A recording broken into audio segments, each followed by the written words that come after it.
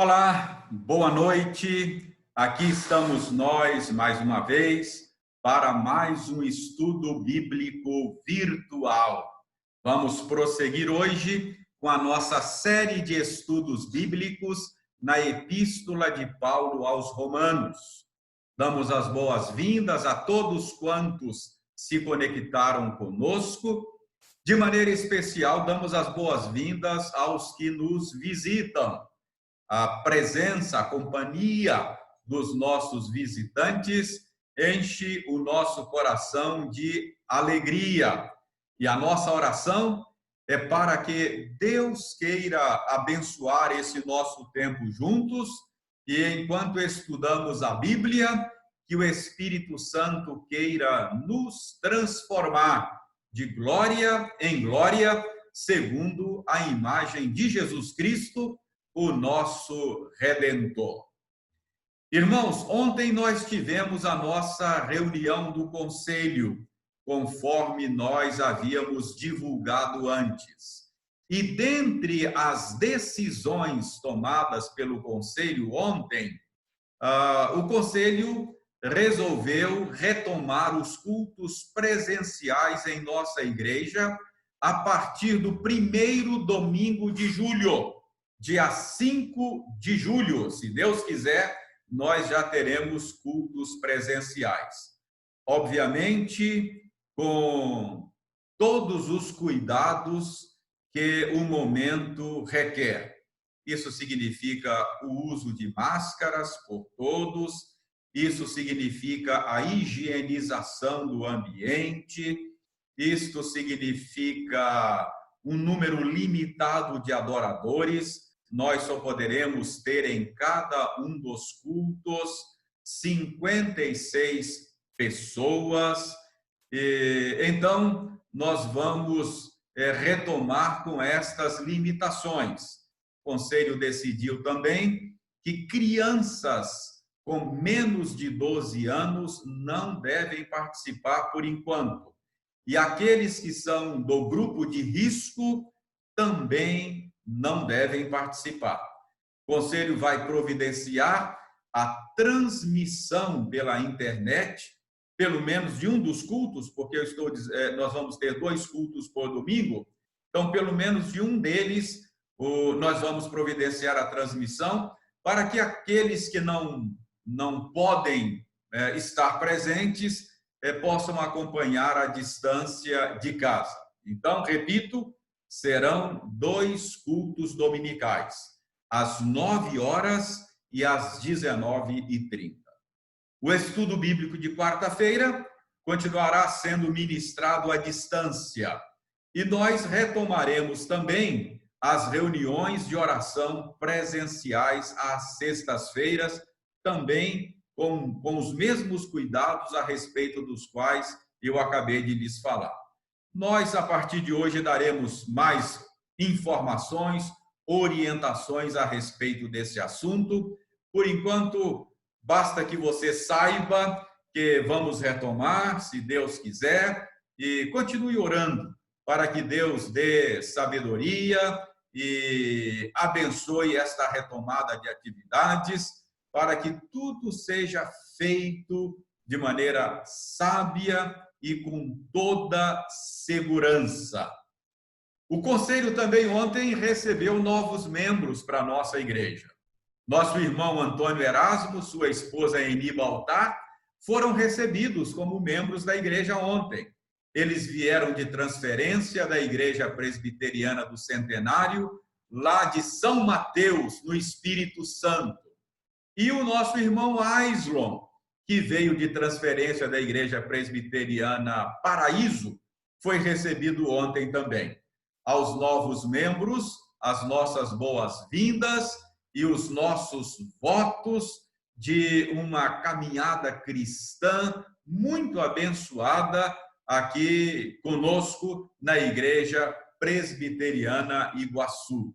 Que vocês encontrem aqui em nossa igreja um ambiente propício, favorável para o serviço cristão, façam boas amizades, encontrem boa doutrina que os ajude a crescer na graça e no conhecimento do Senhor.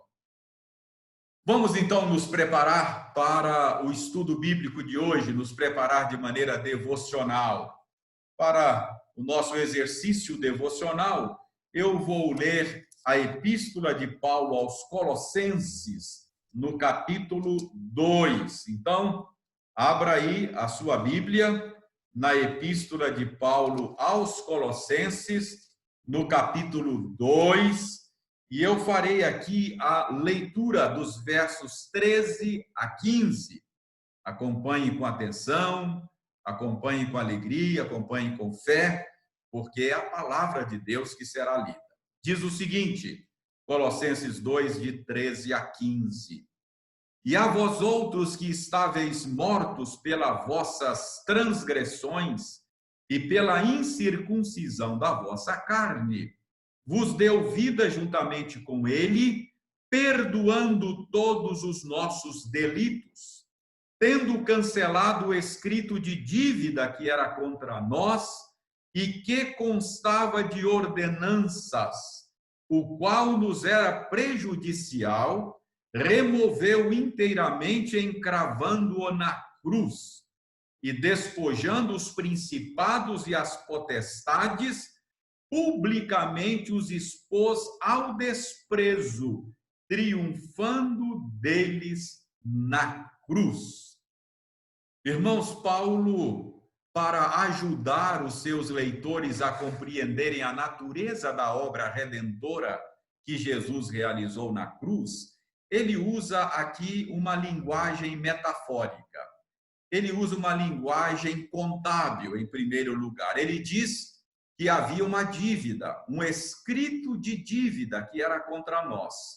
Deus era o nosso credor e nós tínhamos uma dívida a qual nós não conseguiríamos pagar por nós mesmos. Mas Jesus Cristo, ao morrer na cruz por nós, ele pagou esta dívida, ele cancelou o escrito de dívida que era contra nós. Então, a morte de Jesus foi o pagamento de uma dívida por nós. E Paulo usa também uma metáfora militar. Ele diz que Jesus Cristo triunfou dos principados e potestades lá na cruz, expondo-os ao vexame público, e ele despojou estes principados e potestades. Despojar é tirar os bens que estavam em poder deste inimigo vencido. Então, nós estávamos sob o poder do império das trevas, sob o poder de Satanás. Mas lá na cruz, Jesus venceu esses poderes malignos e nos libertou, fazendo de nós servos da justiça, servos de Deus, filhos de Deus. Então, isto é redenção. Jesus Cristo nos redimiu. A linguagem metafórica fala de pagamento de dívida e fala de libertação dos poderes que antes nos oprimiam. Redenção é o que Jesus Cristo fez por nós lá na cruz do Calvário. Redenção é o nome da canção que vamos ouvir agora. Ela será cantada pela Maria Paula e é uma canção do Projeto Sola. Vamos ouvir com atenção esta canção para o nosso deleite e para a nossa edificação espiritual. Ouça com atenção Redenção.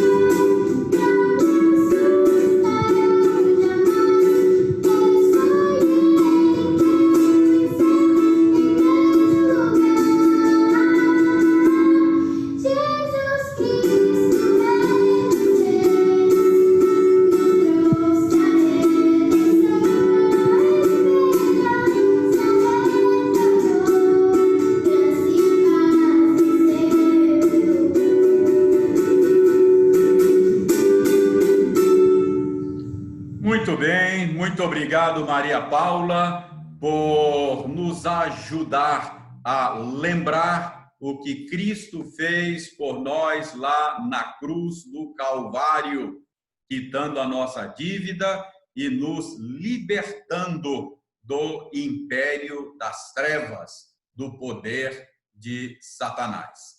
Nós vamos, então, agora fazer uma oração, agradecendo o que Cristo fez por nós e nos preparando também para o estudo da Bíblia nesta noite. Curve a sua fronte e vamos falar com Deus.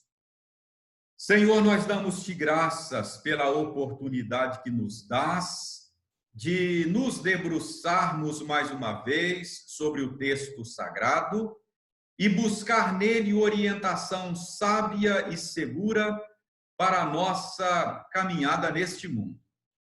Que enquanto estudamos a tua palavra, o teu Espírito trabalhe em nós de tal maneira que o nosso coração seja redirecionado pela tua palavra. Obrigado, ó Senhor, pela possibilidade de retomarmos no mês de julho as nossas reuniões presenciais. Orienta-nos e ajuda-nos a fazer isso com sabedoria e com segurança. Damos-te graças pelos novos membros recebidos ontem pelo conselho de nossa igreja e ajuda-nos a acolhê-los como convém aos santos.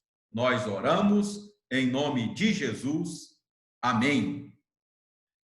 Muito bem, nós vamos então prosseguir no estudo da palavra de Deus, o cardápio servido às quartas-feiras, Epístola de Paulo aos Romanos. Então, deixe-me compartilhar com você o material que nós preparamos, o material visual, para ajudar você aí a acompanhar a nossa explicação da passagem bíblica. Então, já está aí na sua tela o nosso material e nós chegamos hoje ao capítulo 13 da Epístola de Paulo aos Romanos.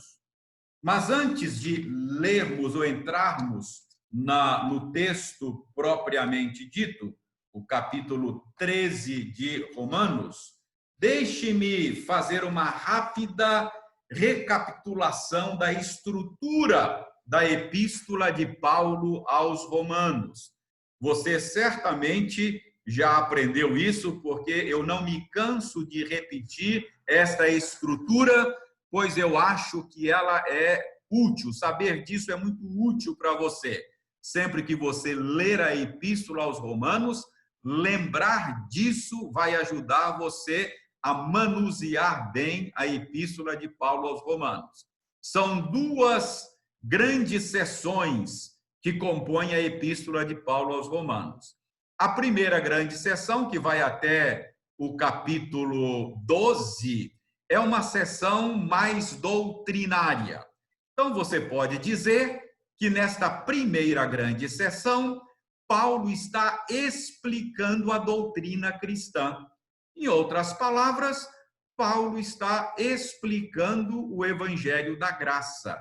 Ele está explicando como é que Deus salva por meio de Jesus Cristo o pecador, seja ele judeu ou gentio. Depois desta primeira grande sessão, Paulo abre uma nova sessão no capítulo 12, né? De 1 até 11 é a primeira grande sessão. Agora, de 12 em diante, a segunda grande sessão da Epístola de Paulo aos Romanos, e ela é uma sessão mais prática. Então, eu tenho dito que se na primeira grande sessão, na primeira grande divisão, Paulo explica a doutrina cristã, na segunda ele explica a vida cristã. Em outras palavras, ele está mostrando como devem viver aqueles que foram salvos por Deus por meio de Jesus Cristo. A vida cristã é uma resposta de gratidão àquilo que Deus fez por nós em Cristo Jesus. Então, nós estamos nessa segunda grande sessão, na qual Paulo está explicando a vida cristã. E, assim, de maneira muito rápida, grosso modo, nós podemos dizer que já aprendemos com esta explicação de Paulo sobre a vida cristã, que a vida cristã é resultante da renovação da nossa mente. Lembra que Paulo começa lá no capítulo 12 dizendo que nós devemos sermos transformados pela renovação da nossa mente. Então, a vida que vivemos, ela é resultante desta renovação da mente. E nós aprendemos que, tendo a mente renovada, nós nos tornamos apegados ao bem e nos tornamos pessoas avessas ao mal. Então, como resultado da mente renovada, apego ao bem e repúdio ao mal. É assim que Paulo caracteriza esta nova vida em Cristo, esta vida resultante da renovação da mente. E Paulo, então, explica, nós já vimos isto, como é que esta vida acontece, como é que ela funciona nos seus relacionamentos. E nós vimos que Paulo diz que a característica dos relacionamentos desta nova vida é amor não fingido. Nós vimos que antes nós só conhecíamos amor fake. Essa foi a expressão que eu usei naquela ocasião. Mas uma vez tendo a mente renovada pelo poder de Deus, pelo Espírito de Deus, nós passamos a conhecer o que Paulo chama de amor não fingido. Nós deixamos de usar pessoas para nos beneficiar dos relacionamentos e passamos a, de fato, amar pessoas, servir pessoas. Então, Paulo caracteriza esta vida como vida de amor não fingido. E o último estudo, nós mostramos como é que Paulo fala do funcionamento desta nova vida no que diz respeito aos inimigos, aqueles que nos perseguem. E nós vimos que Paulo ensina que esta vida de amor não fingido, resultante da renovação da mente, ela responde às injustiças sofridas de uma maneira revolucionária. E nós aprendemos, então, que esta nova vida que Cristo nos dá, ela vence o mal com o bem.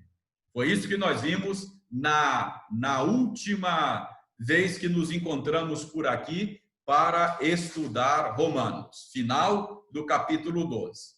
Muito bem, tendo tratado então desta relação com os perseguidores, Paulo passa a falar de como esta nova vida se relaciona com as autoridades. A transição é bem natural, porque Paulo está falando a cristãos que muitas vezes sofriam injustiças da parte do Estado, das autoridades instituídas.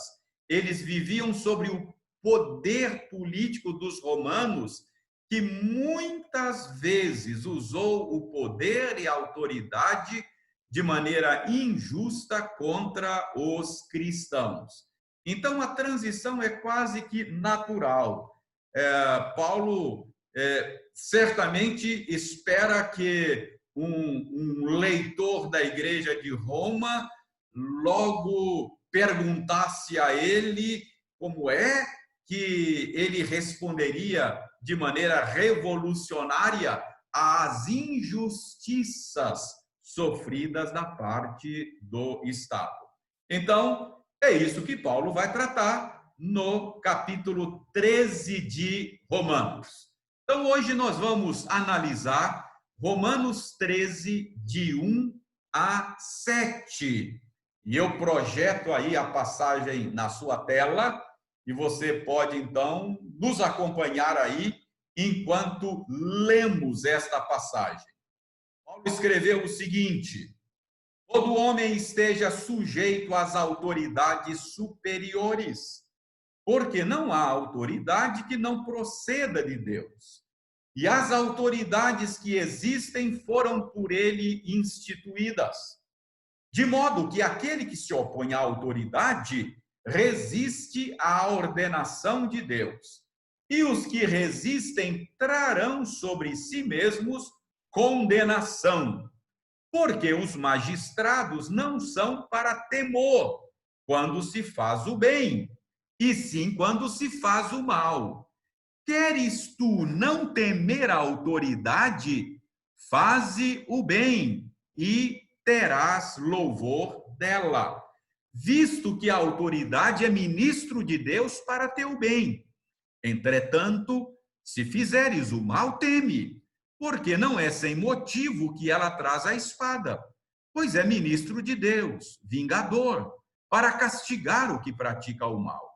É necessário que lhe estejais sujeitos, não somente por causa do temor da punição, mas também por dever de consciência. Por esse motivo, também pagais tributo, porque são ministros de Deus, atendendo constantemente a este serviço.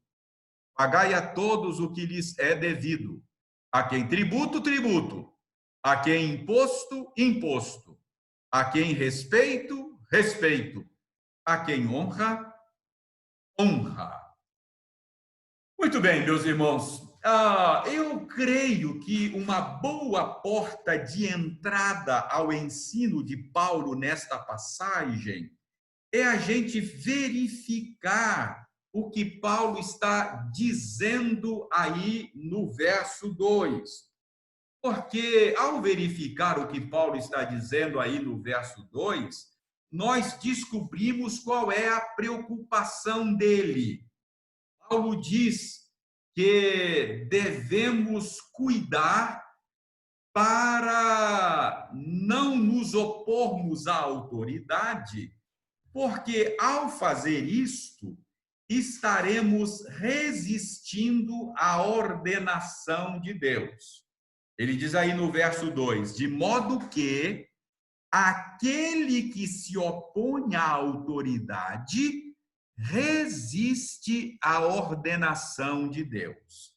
Então fica claro que a preocupação de Paulo é que nós evitemos resistir à ordenação de Deus. Este é o pecado, este é o mal que Paulo quer evitar. Resistência à ordenação de Deus. Então, para que nós compreendamos o ensino de Paulo aqui, talvez a porta de entrada é nós nos esforçarmos para entender o que é esta resistência à ordenação de Deus. Se Paulo quer evitar que resistamos à ordenação de Deus, nós precisamos saber o que significa isso. O que significa resistir à ordenação de Deus? Então, vamos por partes. Em primeiro lugar, para sabermos o que significa resistir à ordenação de Deus, nós precisamos saber o que é a ordenação de Deus. O que Paulo tem em mente quando ele diz para que nós cuidemos para não resistir à ordenação de Deus? O que é esta ordenação de Deus a qual Paulo se refere aqui? Preste bem atenção. Eu creio que você vai entender isso melhor se você compreender ou se lembrar de como foi que Deus trouxe o mundo à existência. Paulo está aqui falando da doutrina da criação quando ele fala de ordenação de Deus. Lembre lá o que nós temos em Gênesis, no texto da criação, capítulo 1. A narrativa da criação começa dizendo: no princípio criou Deus os céus e a terra. A terra, porém, estava sem forma e vazia. Havia trevas sobre a face do abismo, e o Espírito de Deus pairava sobre as águas. Preste bem atenção no que a narrativa está dizendo. Que quando Deus trouxe à existência a terra e os céus, diz aí que ela estava sem forma e vazia. E se você prosseguir lendo a narrativa de Gênesis capítulo 1, você vai ver que a partir do verso 3, a narrativa vai mostrando como é que aquilo que era sem forma foi ganhando forma pelo trabalho do Criador. Deus vai dando forma àquilo que não tinha forma, e ele vai preenchendo aquilo que estava vazio.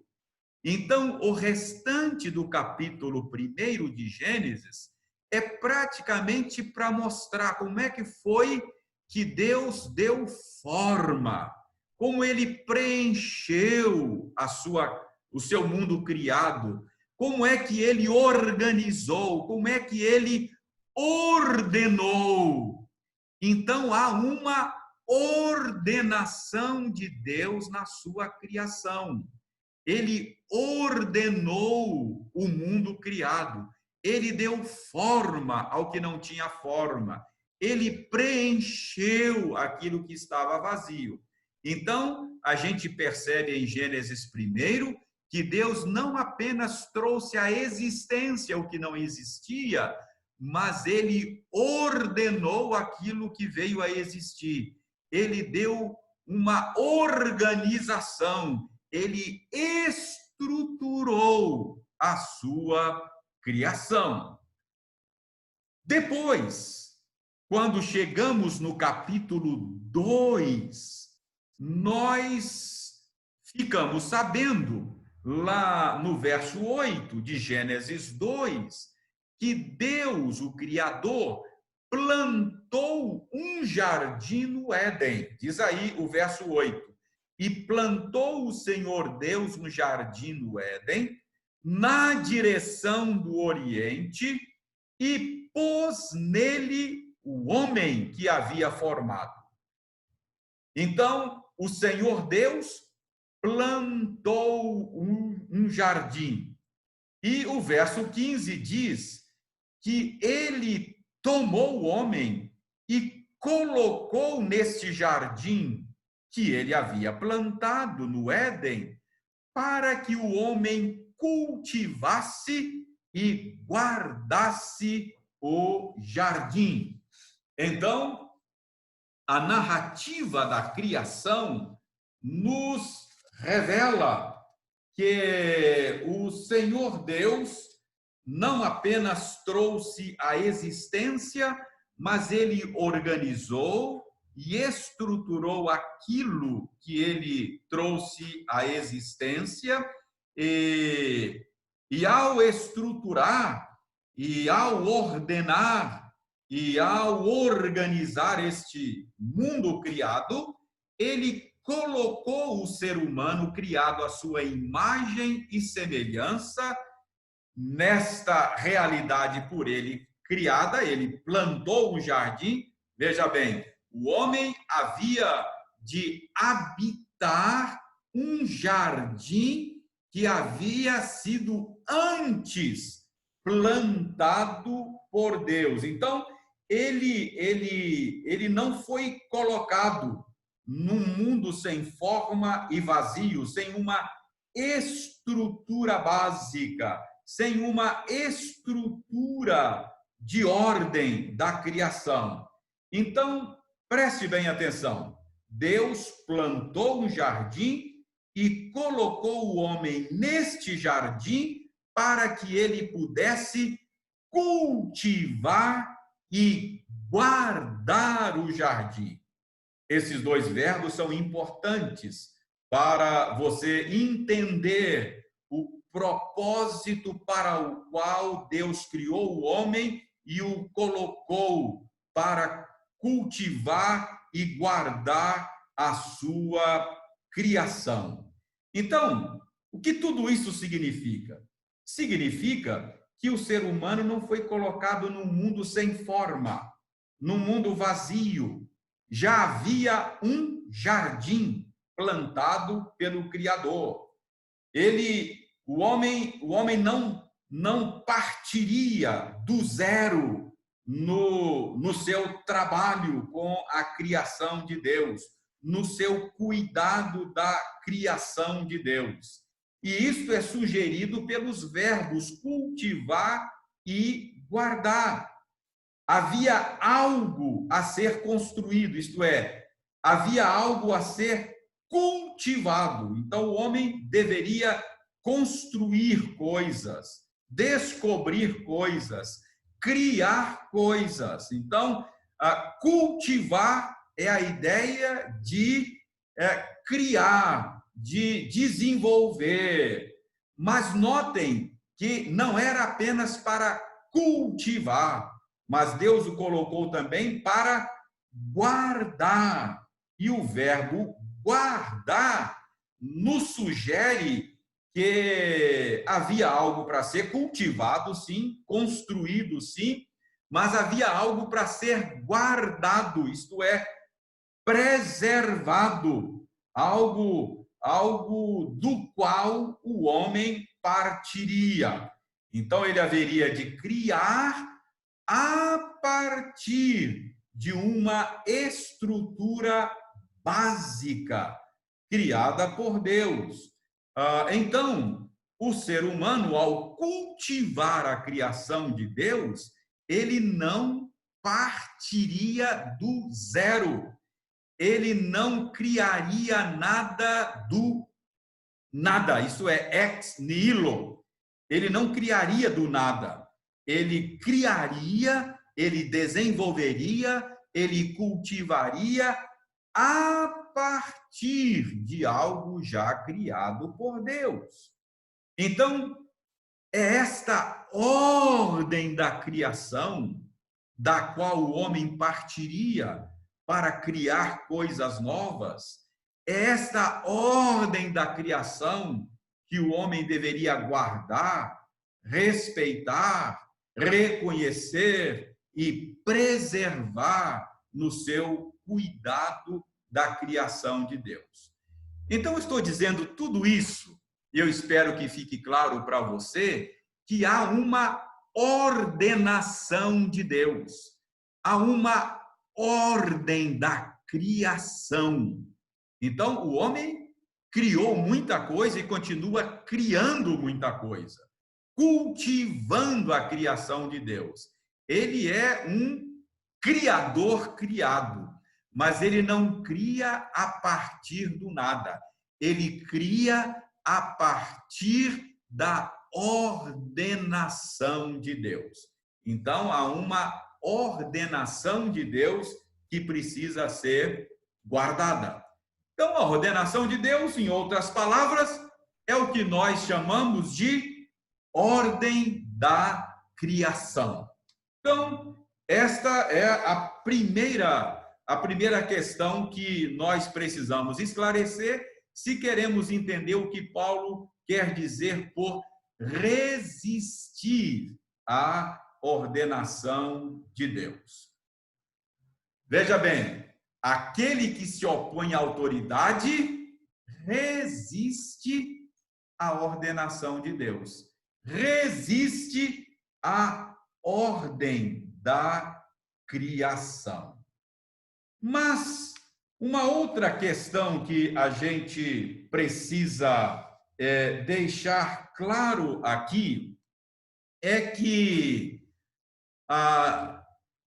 como parte desta ordenação de Deus, como parte desta ordem criada, Deus trouxe à existência também estruturas básicas de autoridade. É curioso, quando a gente fala da criação, a gente tem sempre a tendência de pensar na natureza, não é? Os pássaros, as aves, ou as árvores, os rios, enfim, os animais. Mas a criação é mais do que isso.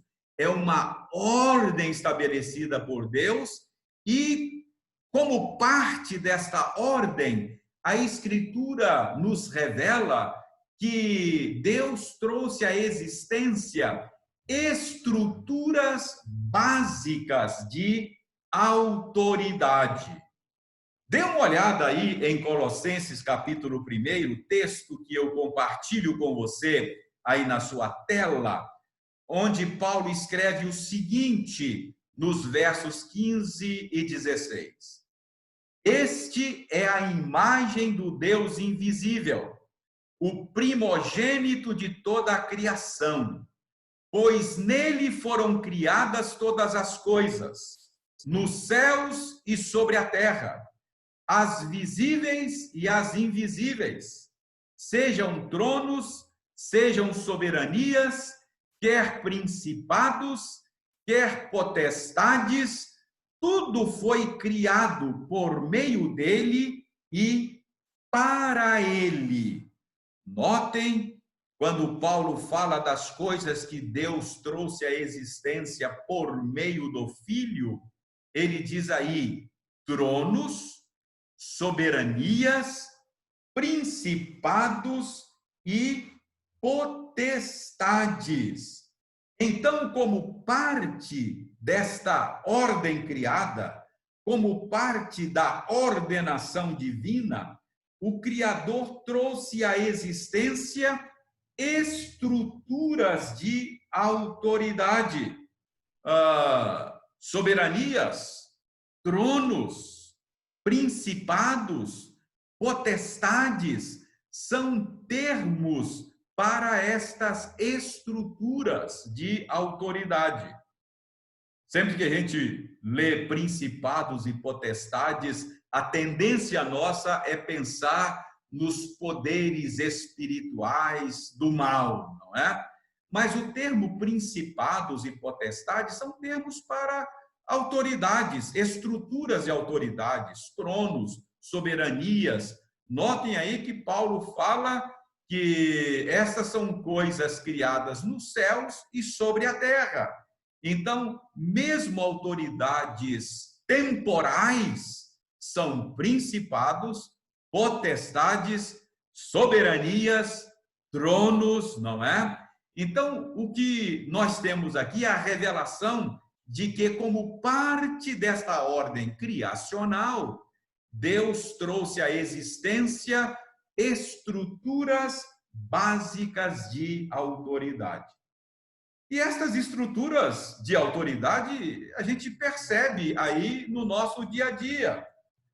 Você vai ver estas estruturas presentes nas diferentes esferas da nossa vida, nas diferentes instituições que nós conhecemos.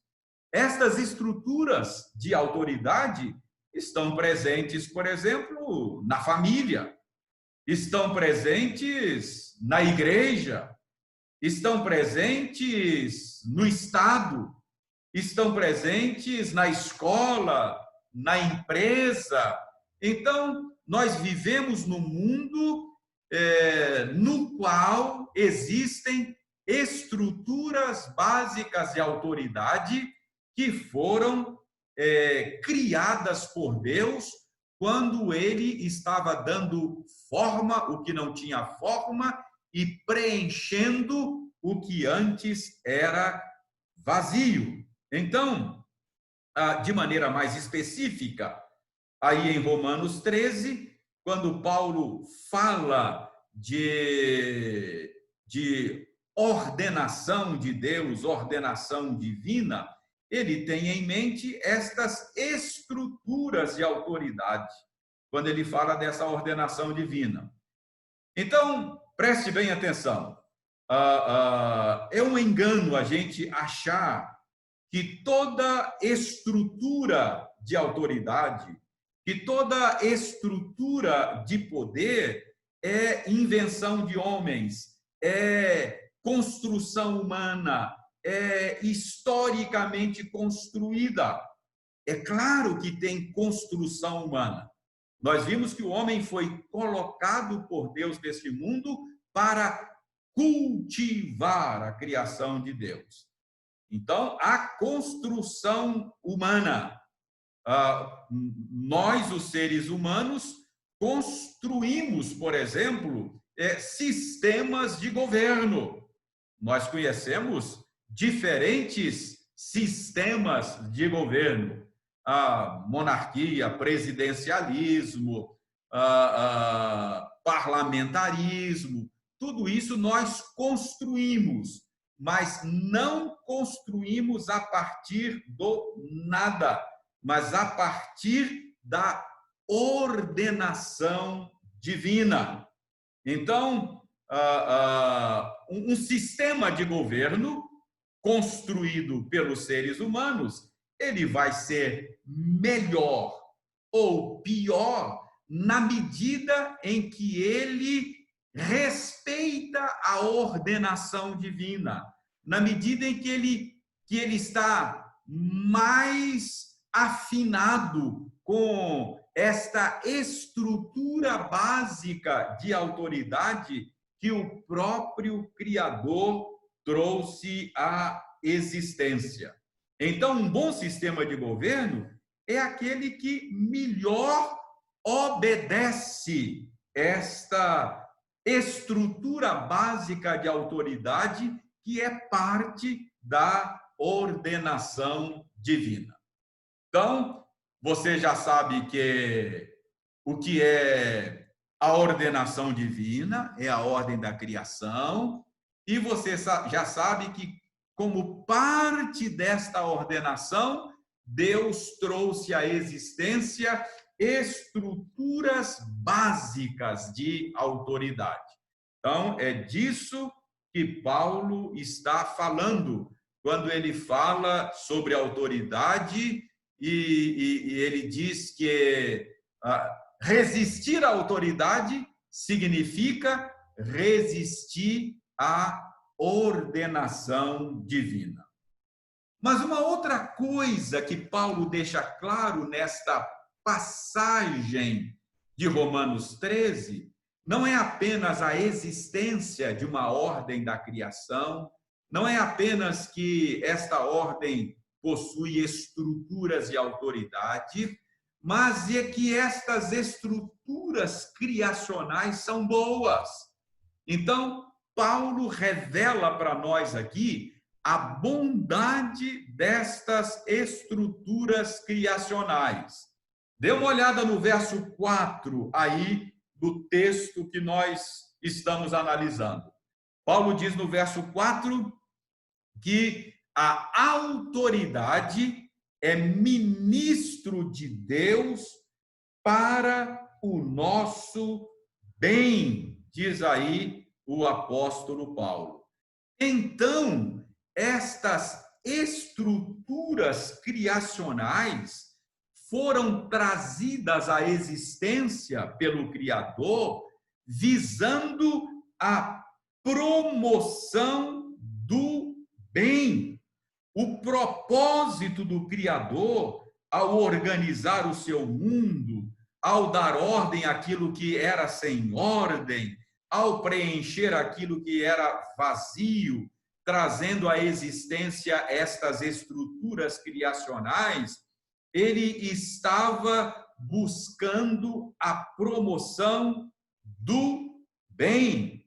Ao estabelecer essas estruturas de autoridade, o Criador estava promovendo o nosso bem. Então, quando Deus estava trazendo à existência estas coisas, ele estava expressando o seu caráter santo, bondoso, sábio, não apenas o seu poder, não é? Ele estava também expressando a sua sabedoria e a sua bondade. É importante dizer isso, que a autoridade expressa bondade, que a autoridade expressa a sabedoria de Deus, que essas estruturas de autoridade que Deus estabeleceu na criação é uma expressão não apenas do poder de Deus. Essa estrutura de poder não é apenas uma expressão do poder de Deus, mas é uma expressão da sua bondade e da sua sabedoria também. Porque você há de convir que um poder absoluto, só poder, sem sabedoria, sem bondade, seria algo demoníaco. Deus expressa o seu poder por meio dessas estruturas, mas ele expressa também a sua bondade e a sua sabedoria. Então, preste bem atenção em algumas passagens bíblicas que revelam isso com muita clareza. Jeremias, no capítulo 10, verso 12, diz o seguinte: o Senhor fez a terra pelo seu poder, estabeleceu o mundo por sua sabedoria e com a sua inteligência estendeu os céus. Então, esta ordem criacional, ela é sábia, ela é boa. Então, Paulo diz que esta ordenação divina é para o nosso bem. Vejam Jó, capítulo 28, versos 25, 26 e 27. Diz o seguinte: quando regulou o peso do vento e fixou a medida das águas, quando determinou leis para a chuva e caminho para o relâmpago dos trovões, então viu ele a sabedoria e a manifestou, estabeleceu-a e também a esquadrinhou. Então, esta ordem criacional, estas estruturas, não são apenas estruturas de poder e de autoridade, mas são estruturas de sabedoria e de bondade de Deus para conosco. Então, Paulo diz em Romanos 13 que estas estruturas de autoridade e poder são para o nosso bem. Olhem o Salmo 104, verso 24. Que variedade, Senhor, diz o salmista, nas tuas obras. Todas com sabedoria as fizeste. Cheia está a terra das tuas riquezas. Então, esta ordenação divina não deve ser resistida, porque ela é boa, ela é sábia. Não é sábio resistir esta estrutura que o Senhor Deus estabeleceu na sua criação. O Salmo 33 é uma outra passagem que lança luz sobre este ponto, para o qual eu chamo a sua atenção agora. Diz o verso 5 e 6: ele ama a justiça e o direito. A terra está cheia da bondade do Senhor. Os céus, por sua palavra, se fizeram, e pelo sopro de sua boca, o exército deles. A terra está cheia da bondade do Senhor. Então, você já sabe que Paulo, em Romanos 13, está preocupado com a possibilidade de resistirmos à ordenação divina. Então, nós aprendemos que há uma ordem estabelecida por Deus, nós aprendemos que, como parte desta ordem, há estruturas de poder e autoridade no mundo, e nós aprendemos que estas estruturas foram criadas para o nosso bem. Portanto, são estruturas boas, desejáveis e que, por isso, não devem ser resistidas. O próximo passo agora é nós olharmos aqui o verso 5, onde vemos uma implicação da bondade desta ordenação divina no mundo criado por Deus. Verso 5: é necessário que lhe estejais sujeitos, não somente por causa do temor da punição, mas também por dever de consciência. O que Paulo está dizendo aqui? Por que é que a gente deveria respeitar a ordenação divina? Por que é que a gente deveria respeitar o princípio de autoridade? Por que é que a gente deveria não resistir à ordenação divina? Não apenas por causa do temor da punição, mas Paulo diz, mas também por dever de consciência. Eu disse a vocês outro dia que o cristão não obedece pelo temor da punição. Ele obedece porque agora, por causa da renovação da mente, ele descobriu que a vontade de Deus é boa, perfeita e agradável. Então, ele obedece porque ele é apegado ao bem, não simplesmente por medo, por temor da punição. É isso que Paulo está dizendo aqui. Tendo estabelecido que esta estrutura estabelecida por Deus é boa, é desejável, então ele diz que o cristão deve evitar se opor ou resistir a essa ordenação, porque resistir à ordenação de Deus é resistir o bem. E o cristão, ele é apegado ao bem. Então é isso que Paulo está dizendo. Não somente por causa do temor da punição, mas por dever da consciência, ou de consciência.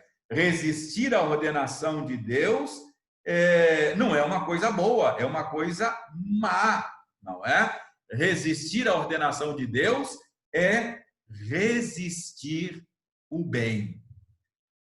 Próximo passo é a gente conversar um pouco sobre abuso de autoridade. Talvez você diga, reverendo, eu estou entendendo, Deus estabeleceu uma ordem na criação, como parte desta ordem, Deus estabeleceu estruturas de autoridade e poder, mas, reverendo, às vezes a gente se torna vítima de autoritarismo.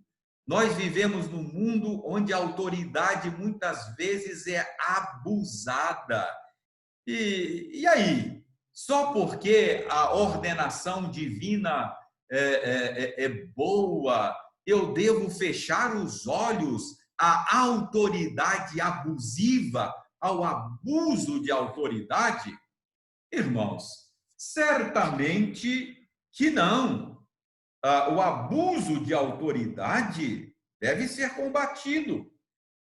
Paulo não fala aqui do combate do abuso à autoridade em Romanos 13, porque Paulo está falando aí em tese, não é? Ele está falando em termos ideais. Mas nós sabemos que nós vivemos num mundo que foi quebrado pelo pecado. Nós sabemos que vivemos num mundo onde as coisas não são mais o que deveriam ser. Nós sabemos que vivemos num mundo onde abusos de autoridade acontecem. Mas preste bem atenção. Eu creio que aqui seria muito útil nós nos lembrarmos de umas categorias a respeito das quais eu já falei para vocês.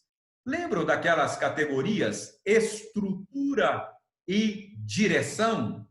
Eu ensinei estas categorias para vocês para ajudar vocês a entenderem o impacto da queda, do pecado na criação de Deus. Então, nesse caso de abuso de autoridades, o problema não é estrutural. A estrutura criada por Deus é boa. O problema é direcional. É que a estrutura boa criada por Deus está sendo usada numa direção pecaminosa. Você se lembra destas categorias e como nós podemos usar essas categorias para compreender o impacto do pecado, da queda no mundo de Deus. Mas deixe-me dar um exemplo aqui de como isso poderia acontecer numa questão de abuso de autoridade. Pense, por exemplo, no caso de pais abusivos ou de cônjuge abusivo. Pense aí num marido abusivo que abusa de autoridade. Pense num pai que abusa de autoridade. Ou pense num pastor que abuse da autoridade. O problema nesse caso não é estrutural. O problema nesse caso é de natureza direcional. O que está acontecendo naquela família cujo pai é abusivo? O que está acontecendo naquele casamento cujo marido é abusivo? O que está acontecendo ali é que a boa estrutura criada por Deus está sendo usada numa direção pecaminosa, está sendo usada numa direção contrária aos desígnios de Deus. O que nós não podemos, e isso deve ser combatido, abuso de autoridade, o que nós não podemos é concluir que a estrutura familiar é uma coisa ruim por causa destes casos de abusos. Então, pense em um marido abusivo. Em vez de eu dizer que que casamento é algo ruim, que todo e qualquer casamento é algo desastroso, eu preciso entender que a boa estrutura conjugal que Deus estabeleceu, naquele caso, está sendo mal direcionada. Isso é muito importante, irmãos, porque há hoje a tendência de achar que esses casos de abuso de autoridade na família, por exemplo, se dá por causa da estrutura familiar defendida pela tradição judaico-cristã. Então, a nossa cultura tem dito que nós precisamos desconstruir essa estrutura familiar, porque a culpa do abuso de autoridade é da estrutura, como se essa estrutura fosse histórica e socialmente construída. Fomos nós que construímos, então nós podemos desconstruir isso e inventar novas estruturas. Mas hoje nós aprendemos que, embora possamos construir muitas coisas historicamente, há uma ordenação divina, há uma ordem da criação que precisa ser respeitada e preservada. Lembre, Deus colocou o homem no jardim para cultivar, para construir, por um lado, mas para guardar o jardim, para preservar aquilo que estava previamente estabelecido na ordem da criação pelo Criador. Então, quando existem abusos de autoridade, o problema não é estrutural, mas é direcional.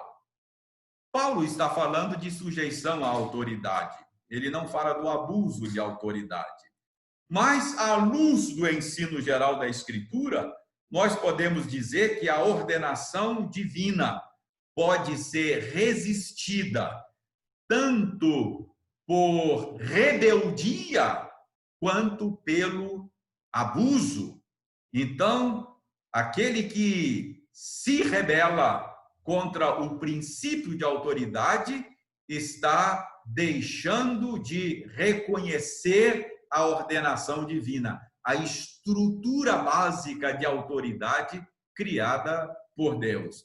Mas aquele que a usa de maneira indevida, pecaminosa, numa direção contrária ao que Deus designou, está também resistindo à boa ordem da criação de Deus. Então, Paulo está aqui falando do princípio de autoridade estabelecido pelo Criador. E Paulo, irmãos, lembrem-se disso, Paulo, como nenhum de nós, sabia na sua própria pele o que era sofrer abuso de autoridades. Paulo vivia sob o Império Romano e, embora fosse cidadão romano, Paulo foi vítima do abuso das autoridades romanas. Mas nem por isso ele deixou de reconhecer que o problema era direcional e não estrutural.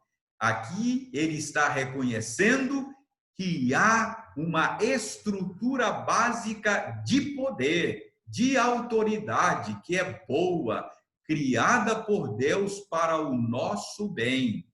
E que no mundo de pecados, esta estrutura ser usada de maneira pecaminosa, indevida, contra os desígnios de Deus, não invalida a bondade e a existência desta estrutura. Então, esta é a razão pela qual Paulo diz que o cristão deve se sujeitar ao princípio de autoridade. Princípio de autoridade é uma coisa boa. Princípio de autoridade é uma coisa desejável, embora possa haver abusos, autoritarismos e que devem ser resistidos. Mas isso não significa que o princípio de autoridade não seja uma coisa boa e desejável. Então, ao colocar as lentes desta passagem, nós compreendemos melhor o mundo no qual nós vivemos e podemos lidar com a vida melhor. Que Deus nos ajude, meus irmãos, a compreender que Ele organizou sabiamente o seu mundo para o nosso bem. Que nós saibamos discernir esta ordem que o Senhor estabeleceu na sua criação e que possamos, então, quando estivermos sob autoridade, reconhecer que ela provém de Deus. E quando estivermos no exercício da autoridade, nós devemos exercê-la de tal maneira que reflita aquilo que Deus estabeleceu na ordem da criação e promova o bem no mundo pelo exercício da autoridade. Que assim Deus nos ajude e tenha misericórdia de nós. Muito bem, vamos terminar por aqui, orando a Deus e encerrando assim o nosso estudo bíblico de hoje. Senhor, muito obrigado pelo mundo que tu criaste e muito obrigado pela ordem que o Senhor colocou no mundo que trouxeste à existência.